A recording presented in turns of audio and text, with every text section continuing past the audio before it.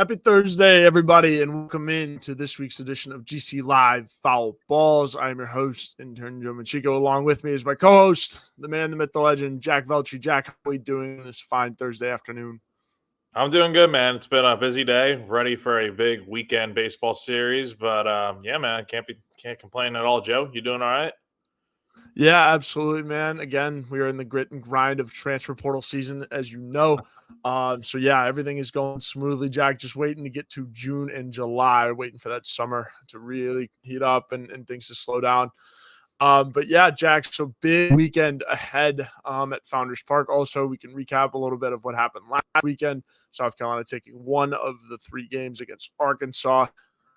Where do you want to start? We could start with Kentucky because there's a lot coming in here this weekend. Yeah. Let's just hit on Arkansas real quick, just because chronologically it makes sense. But despite losing 2 of 3, the weekend was not as bad as everyone might want to blow up proportion and everything. That's kind of just that's where we're at right now, right? South Carolina's dropped 4 of their first 6 SEC series. That's not ideal.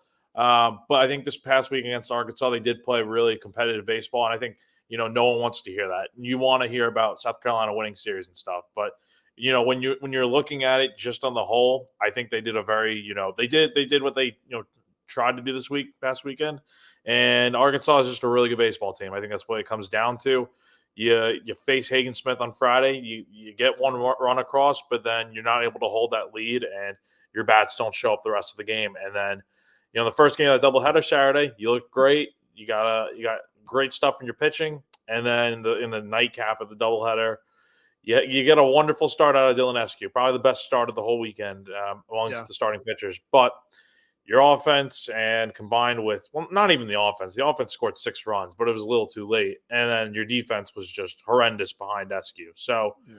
There's a lot of reasons why South Carolina dropped the series this past weekend, but I think they looked really solid overall. You just got to clean up a few things here and there, and I think you're in a good position heading into a weekend where it really is. It's not do or die, but it's like you got to kind of win this series to really propel yourself moving forward. Yeah, if you want to continue and stay relevant, at least for now, in the SEC, you have to do something this weekend. But Jack, I guess with the game on Friday, it was kind of a tough one, right? You got the one run against Hagen Smith, and then, the bullpen just kind of gives it away there a little bit. You just got into a tough spot. And then, I think, Roman Kimball pitched well for what it was, but then he kind of went out. He was hurt. I think for what it was, I believe it was 3 innings, right? We got 3 full ones out of him on Friday. I believe it was, he pitched into the third, Joe, but I think it was 2 and a third. And then, yeah. And then he got into a little bit of a jam, but that wasn't the reason he got pulled. It was as Kingston likes to call it, a thumb issue. So Roman seems to be fine for this weekend. From talking to King today, and he'll be pitching tomorrow. So that'll be I expect a lengthier start out of him. Roman pitched really solid last week for the 2 and third inning he went. It's just, are the bats going to be able to wake up against, you're not going to be facing Hagen Smith again. So I think you're in a much better position this weekend. Despite Kentucky being another top 5 team in the country, I do think this is a better matchup for South Carolina overall. Yeah, I certainly think so. And, I think, South Carolina, you played up to, Arkansas's level for 2 of those games, right? I think on Friday you were so close. You had the bases loaded, I believe, in the ninth. You just couldn't get it done. The situational hitting on Friday night was not great. And we'll talk about that as is just kind of a theme through last weekend. And then the pitching was all that and more. And then again, it was just a couple mistakes. I think with this pitching, or I guess we'll talk with the pitching staff first, Jack. Last weekend, the conclusion from that is it's just a couple mistakes that kind of added together, right, and turned into avalanche of mistakes, and that's kind of where you lost games last weekend. Yeah, with this pitching staff, I think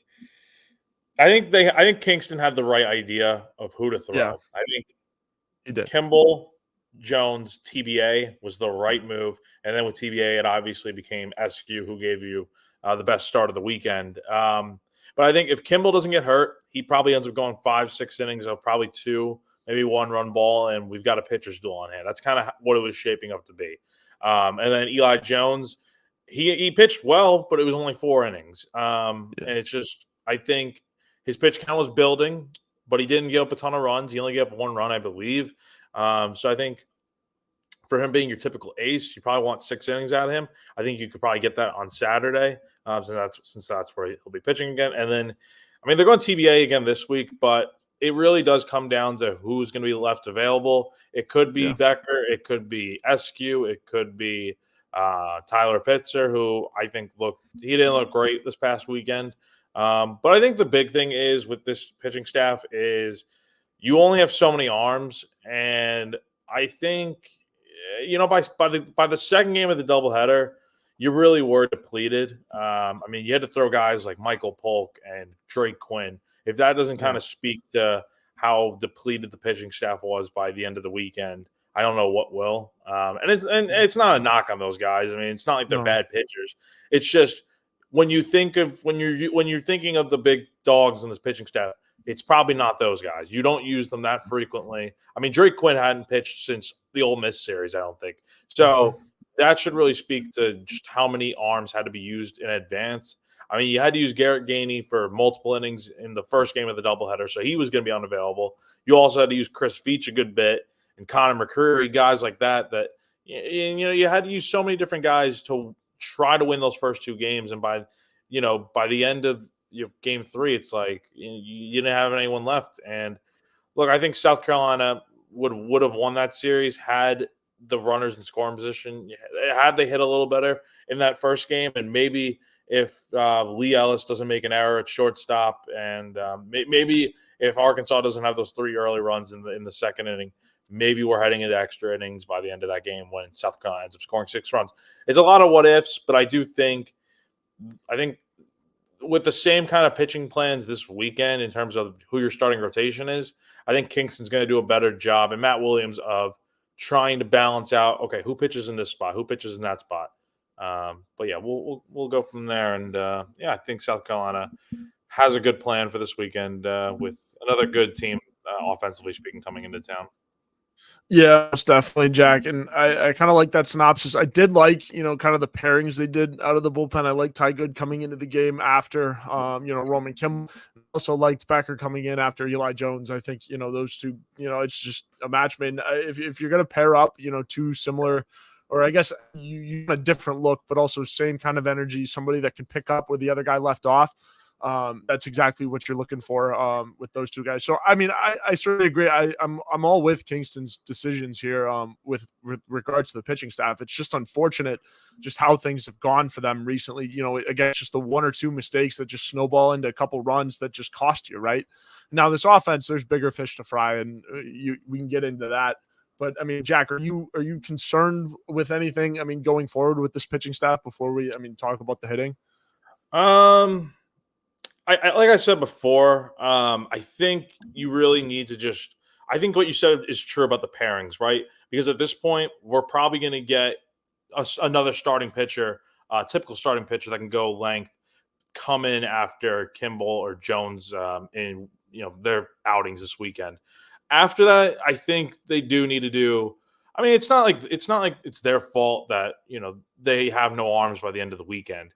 It's just, I think you need more length out of your pitching staff, which I think you're going to get. Eli Jones, I think, is going to go longer. Roman Kimball is not going to be hurt, hopefully, this weekend. And I think you can get 6-7 innings out of both of them. And that really does save your bullpen. Because when you think about it, you did really have to use your bullpen a lot more than you probably expected. Because I think the plan heading into last weekend was you have someone piggyback off of Kimball, and then you use your guys to get the job done the rest of the way in that first game.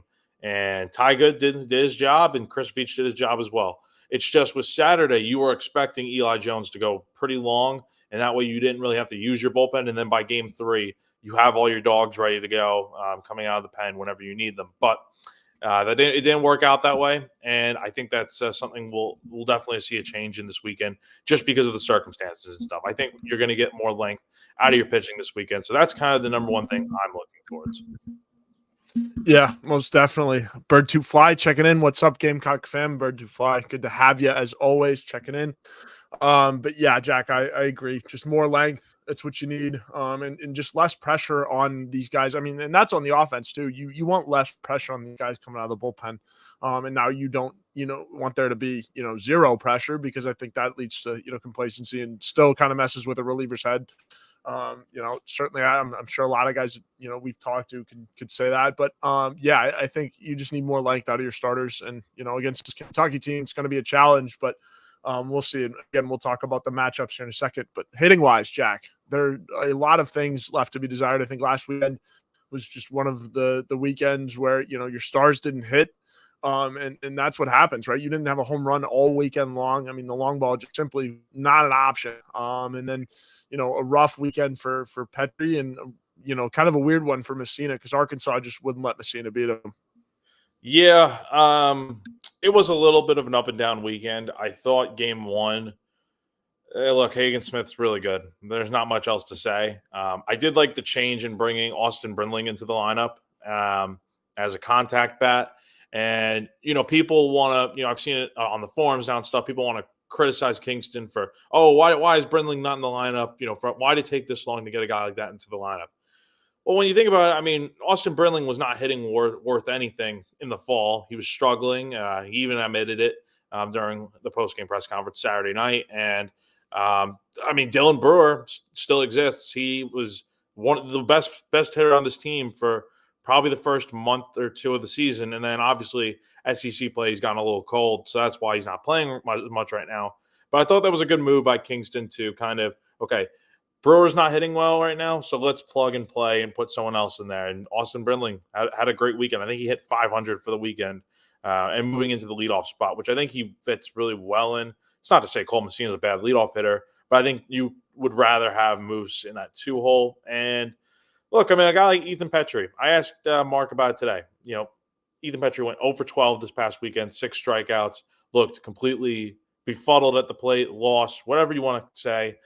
And how do you kind of fix that issue? Well, King was saying that he got a few pitches to hit in the zone, but he missed them. And for the most part, Arkansas was throwing him junk, and he was just whiffing at it. And for a guy that is as good as Ethan Petrie, everyone knows that he's going to be able to turn it around. That's not really the issue. It's, are you going to be able to take your pitches? And if they're not throwing you good stuff, take your walks. I think King made a good reference today, saying that Petrie needs to have that Barry Bonds mentality at the plate. And if you don't know who Barry Bonds is, go look him up.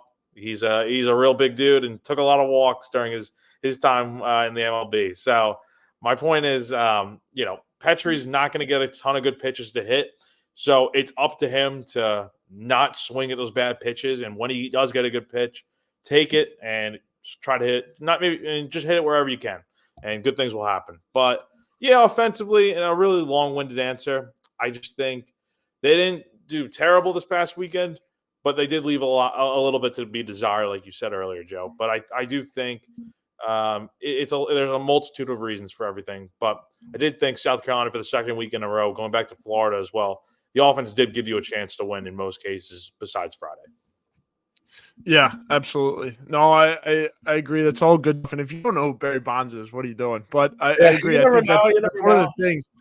Right. Yeah. Right. But I mean, so that's one of the things, right, with Petrie. I think going forward, he just needs to be better at, seeing the ball. I think it's easy to want to swing at everything when you have the pop that he does, and you have the ability to take the ball out of the yard, and it's coming at you in a variety of different places, in, out of the strike zone. Petrie can still drive it. Now he's just got to, realize that, he can get on base other way, because if you now they're just going to keep expanding the strike zone, which is what you saw Arkansas do. So, I think for Petrie, it literally just comes down to making more pitches and then just waiting for him to, throw him a good one. It might turn into PJ Morlando, where, they're walking him for the 6th time in the weekend. I don't know, Jeff, if you saw that.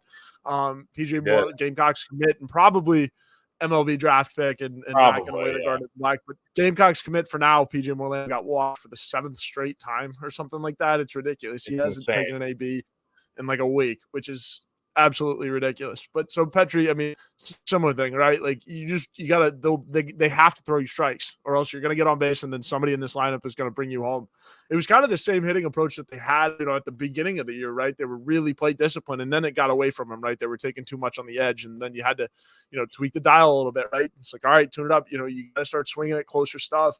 And so, yeah, I think it's just one of these things with this offense where you keep tuning the dials up and you keep going from there, right? And when this team plays, right in the middle, I think it's because you want to hit for power, but you also want to hit for fundamentals as well. And when this team tries to do both is kind of when they're at their best, right? You have guys that can hit for power, and then you have guys like Brindling out in center that can do it as well. And to have Brewer, I think Brewer's in a little bit of an SEC slump as well, but I think being able to rotate AB in, you've got Blake Jackson who can play as well. Kennedy Jones has kind of come out of nowhere in the spring as well. Another guy, like, he didn't have the best, spring starting things off, but Kennedy Jones has become, an everyday left fielder now. So I think it's a big deal. From that standpoint, and it's pretty much what it breaks down to offensively. But Jack, obviously, big weekend coming up, at Founders Park as Kentucky comes into town. What are you seeing from the Wildcat? What is your initial take on this Kentucky team? As we start to break things down. Yeah, man, this is a great team. That's the way it is every weekend, though, right? Another top 5 team coming into town, and luckily it's at Founders, so South Carolina has a leg up there. But I do think South Carolina does have a good chance to rectify some things this weekend and get the ship back on track. And again, despite we're talking like South Carolina has they're on their last leg, and they're a lost cause, this and that, and they have to win out to make some sort of miracle run, this and that. It's actually not really the case when you think about it. I mean, yeah, despite being 9-9 in league play, they're still projected to be a top 16 national seed in the NCAA tournament, which means they would get to host a regional. And right now, that's a good position to be in. And I think from there, they can, if they can win a series like this weekend, and we'll get into Kentucky in a second, you can really propel yourself up into maybe at some point, with 4 SEC series to go, you can potentially be a top 8 national seed, which would mean you get to host a super regional as well if you go that far. But getting into Kentucky, they're a good team, great team at that. 32-7 on the year, 15-3 in conference play. I'd have to say, I don't know exactly how they did last year, but I don't remember them being this good. I mean, I think they swept South Carolina last year, if I'm not mistaken, or took 2 out of 3. But they're a great team, man. I mean, there's no doubt about it. Even away from Lexington, they're 13-2 this season, so they don't really have a problem where they're going to be, they're an easier out on the road. But yeah, man, this team, I mean, very good this year. When they faced, one of the best teams in the country last week in Tennessee in Lexington, they lost 2 out of 3. So, I mean, that's not to say that. I mean, that's really the first time all year Kentucky's kind of looked, human for a change. And can that bode well for South Carolina? We'll see. I think it's going to be another tough series where I think your offense really does need to, score against another really good offensive team at a premium.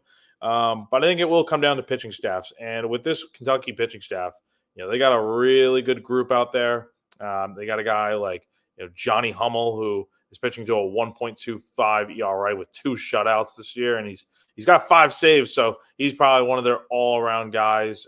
But looking at the guys that provide a little bit of more length, you have a guy like Mason Moore, who has a 3.98 ERA on the year in 52 innings, and his walks are a little up compared to his strikeouts. And then, another guy just, looking at it on here, you got Dominic Niemann, and he's pitched, to a 4.08 ERA in 53 innings. So, this Kentucky pitching staff, I feel like South Carolina matches up pretty well, if not better. I just think South Carolina has 3 better guys out there that can maybe, honestly, 4 or 5 guys that can go out there and give you a good start. Yeah. The thing with Kentucky is they pitch to contact, and for South Carolina, for a team that can strike out a little bit, I think that maybe, I don't know. We're going to see how it goes this weekend, but I do think if South Carolina can put the ball in play, maybe good things happen. maybe you just need to run Kentucky into a few errors. Again, I think they've been hitting the ball hard lately, but I think it's just a matter of whether or not they're going to get through the holes in the defense. But we'll see what happens there. Then, looking at the offense a little bit, this is a very, very good team. The one thing that really does stand out to me, and it's kind of by a wide margin when you look at it, Joe, on the base paths, they steal more bases than anyone in the SEC. And I mean, it's not necessarily that Those close. stats, yeah. Yeah. I mean, when you look at the stats, they're the only Jump off team. the page. Exactly. They're the only team in the country, or I shouldn't say in the country, in the conference that has had over 100 stolen base attempts this year. And more times than not, they've been very successful. They're 81 for 102 in stolen base attempts this year, and that's a league best right now. And I think for whoever's catching this weekend, presuming it's Cole Messina all weekend, or maybe Dalton Reeves at some point, your catchers are going to be in a position where they're going to have to throw a lot down to these bases. And that does concern me a little bit because I think Messina is a good catcher behind the plate.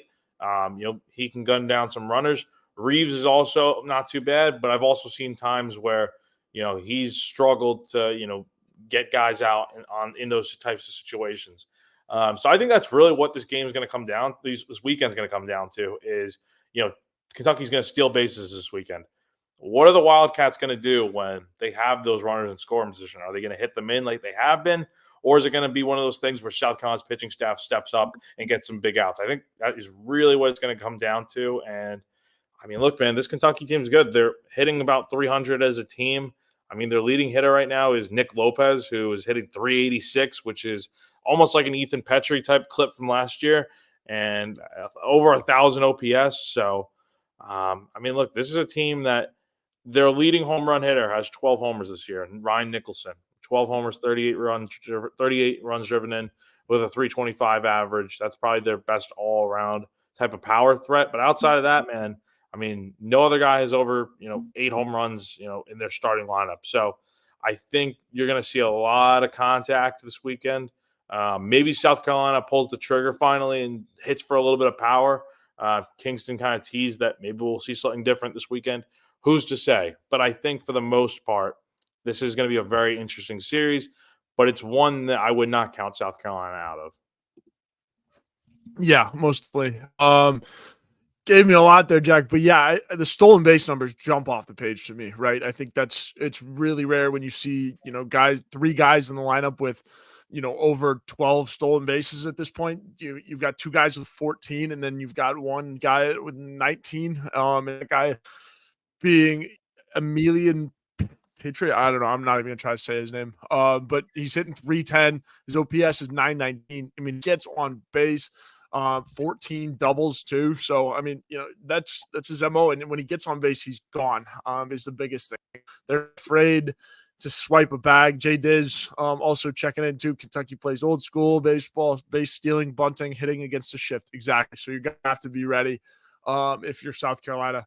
And so I think you're to beat this, right? I mean, Jack, I feel like a broken record, but no errors, right? You need to play really, really good defense to beat this team. Your pitching needs to be good. It needs to, be like, just good enough, right? You need good enough to let your hitters just, give you some breathing room, and you got to let them cook, right? Give them a little bit of time to get the bats going, right? And yeah, just length out of your starters is the biggest thing, because again, when you're playing fundamental baseball, and then Jay Diz says, I hope we feel the bunch better this weekend. Yeah, I'm sure they're working on it these last couple of weeks too.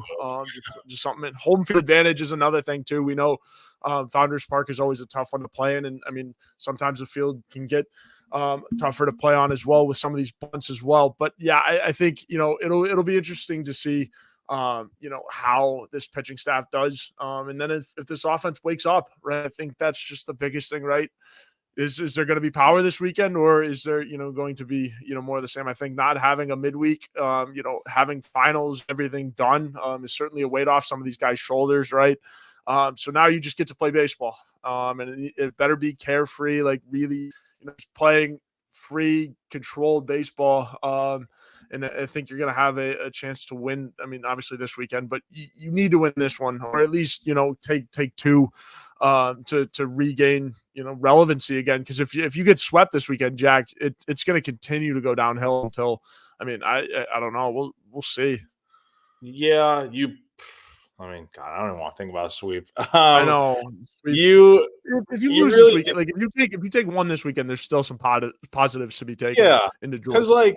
look, the good thing about South Carolina is this year, despite all the series they've dropped, and Yes. this might sound like such a loser mentality, but you haven't gotten swept yet. So that's the Yeah. big thing, and I think that's part of why it's not the main reason, but it's something to where the people that do the rankings and stuff, they still respect South Carolina enough to put them in the top 25 in D1 baseball, and then also consider them good enough to be a national seed at the end of the year.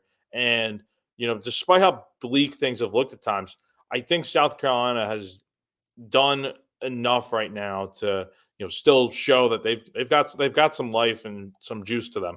And think about it compared to last year a little bit, right? Let's go back to when South Carolina was ranked as number 3 in the country, and it seemed like, oh my God, this team's going to Omaha. Joe, you and I were talking about like, all right, so when's the flight to Omaha?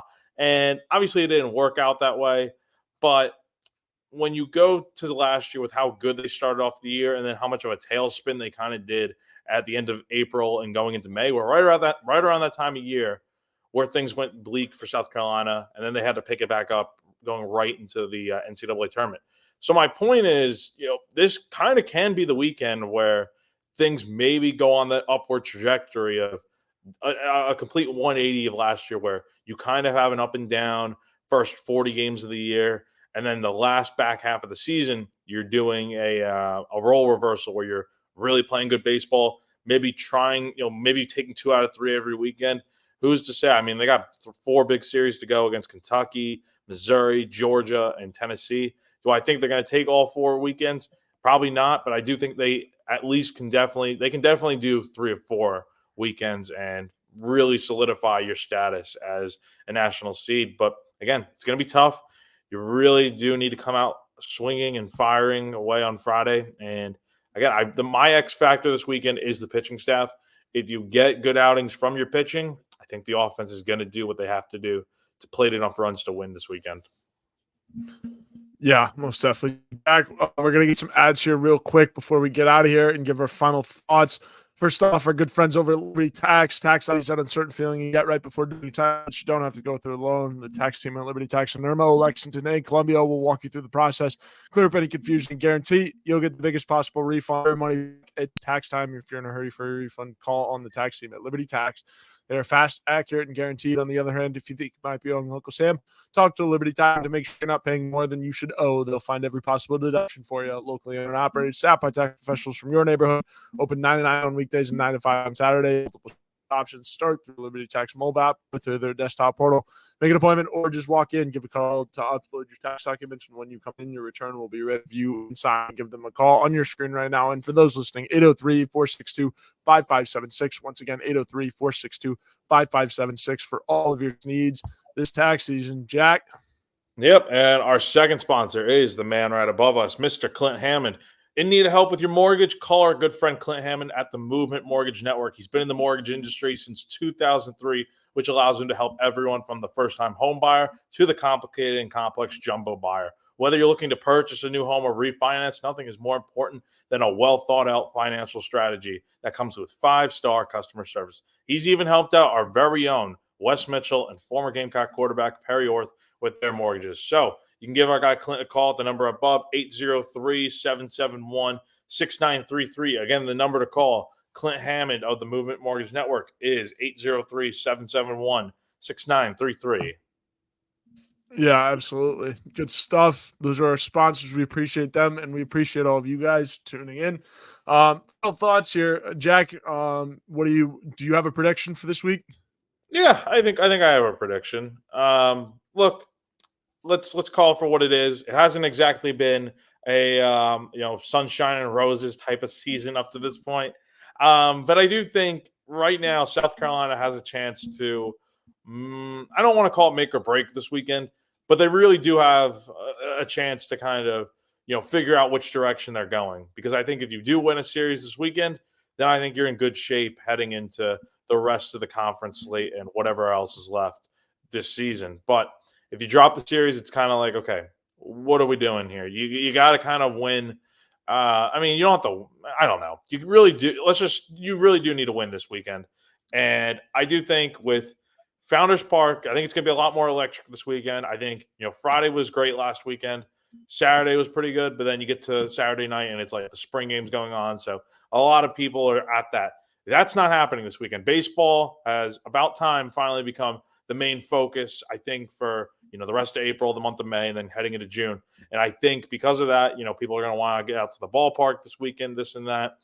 And I do think that's really going to help South Carolina. Like I said before, the pitching staff, you're going to get more length out of those guys, hopefully, which will kind of help the bullpen a little bit, not have to pitch as frequently. And then I think your defense, you have to play better defensively. Lee Ellis, I'm looking at him as a big, big time, player this weekend. I think at shortstop with no Will Tippett this weekend, who's going to be out with concussion this weekend, and he will not be seeing the field at all. So it's Lee Ellis's weekend, and he's got to be playing better defensively. I think his bat's been good, but can his defense really be good at, probably the second toughest position, in baseball. So we'll see what happens there. But offensively, you score enough runs like you have been, and you do enough good with runners in scoring position, then I really do think you can go out there and take 2 out of 3. I'm not calling a sweep. I think that's really tough to do against a solid team. But 2 out of 3 against a team that just lost a series to another really good team, I think it bodes well for South Carolina. Give me 2 out of 3 this weekend. Interesting take, Jack, there. I'm going to go the opposite direction. I think Kentucky takes 2 out of 3. I think this team, has another bright spot, but I just don't think it's the complete picture. I think, they play Kentucky a little bit better than they played Arkansas, but I don't know if it was finals or something, and I really want to be wrong here. But what I saw last weekend does not give me a lot of hope for this weekend. And now I think this weekend might be a little bit of, a changing of the times, kind of what they need. I don't think they get swept. I think they're good enough to take at least 1 game, probably 2. But right now, just again, the way that they've been playing really, it gives me no reason to believe that they can take a series like this, or they're ready to take a series like this. And I very much would like to be wrong here. But I think it's just this point in the slide where, it's time to start, I guess, picking against them. And then Craig makes a good point here. Interesting point. But calling out, kind of the atmosphere, right? And I talked about this a little bit on my show. Craig made the point on my show as well. I agree. I think, throughout the series, kind of it dissipated, right? I think Friday night as the game went along, the atmosphere got a little bit better, but then it also dissipated as well. So certainly I'm going to end, my conclusions in the show here by saying, everyone get out to Founders because they need it, right? You need the atmosphere to be just as good, as it used to be, if not better than it used to be, to propel this team to win. And I really think Founders Park is part of the key to victory, like having it be, as loud as it is. And albeit a small piece, you need it to be good, because when it's good, it really does help. So everyone get out to Founders this weekend and support the boys. Yeah, definitely. I think it's an interesting take. I didn't think about it that way because honestly, I mean, let's be real. Saturday's crowds were kind of not as good as Friday, obviously. And I think, No. because South Carolina lost that first game, maybe a lot of people were like, I'm just going to go watch the spring game instead. Look, I mean, you don't really have that option this weekend unless there's some, other game going on. Maybe the Fireflies are in town, whatever the case might be. I think it is important for, people to be at this, out there. And look, South Carolina's not out of it yet. People want to bury this team and call them done and good. And, Kingston needs to be fired, this and that. I mean, everyone sees it. I mean, no one's blind to it. But it's like, at the same time, this team still has all their goals in line. And I think it really does start with getting the job done this weekend. And Kingston talked about how close this team is. And, even the players are saying it, like, they just need that extra hit, that, another good inning out of the pitching staff. If those things happen, they win this series this weekend, I think. I think Kentucky's a great team, but then again, a lot of teams have come into Founders Park in the past and dropped series. So I think, I totally understand where you're coming from, Joe, but at the same time, I do think with everything that's on the line for this team, I think they really can go out there and win a series. Yeah, absolutely. Well, we will have to see. It'll be an eventful weekend at Founders Park. Appreciate everyone joining us this Thursday afternoon. Hope to see some of you guys out at the ballpark this weekend. Enjoy it. Soak up all the sunshine while we still got it. So appreciate you guys joining us. We will see you guys again next week.